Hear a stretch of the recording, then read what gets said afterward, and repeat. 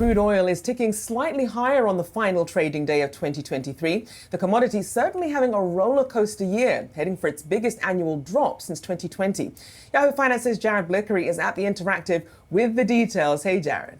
Hey, Rochelle, biggest drop in 3 years, but it's not a big one. About 6% here. Depends on how you measure it with the futures contract rollover. But nevertheless, not a big deal as far as some of these other swings that we've seen, not the least of which was those huge gains we saw 2 years ago.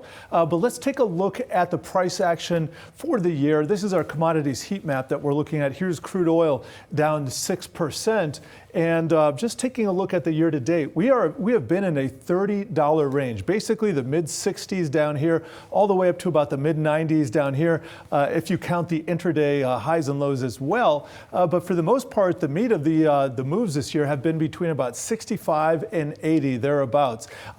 Things that have been influencing the price of oil this year, well, what it wasn't was China demand picking up. In fact, that was a huge disappointment, and that's based on a lot of the disappointment this year comes from the fact that China, that reopening just did not go as planned. And then as a result, OPEC Plus has cut production. There are some fresh cuts set to take place January 1st. Going to be a total of about 2.2 million barrels per day. That is a sizable amount, but Saudi Arabia has made rumblings that if they need to, if that price goes too low, they will support it. And another theory being thrown out there, less likely, is that Saudi Arabia may just clear the market. They may flood the market with supply to drive out of business some of the lower priced and some of the riskier businesses that operate in the sphere.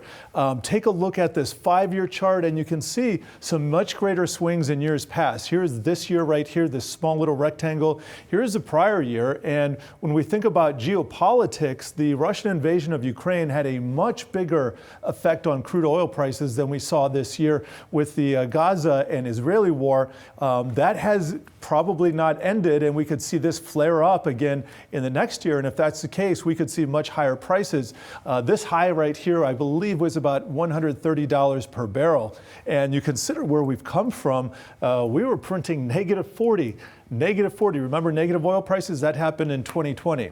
Another thing we're looking for in the energy sector is potential M&A, because this was a huge year for announced deals. We had Exxon announcing a buy for Pioneer. We had Chevron putting in a bid for Hess. Both of those deals were worth more than $50 billion. So we could see some more jockeying for share of the Permian Basin. And global oil market is very competitive, and with the Saudis in the game cutting production, a lot of things could happen in the new year. All right. I know, indeed. A lot of things can happen in the new year. We'll be watching. Jared Blikre with the latest and greatest.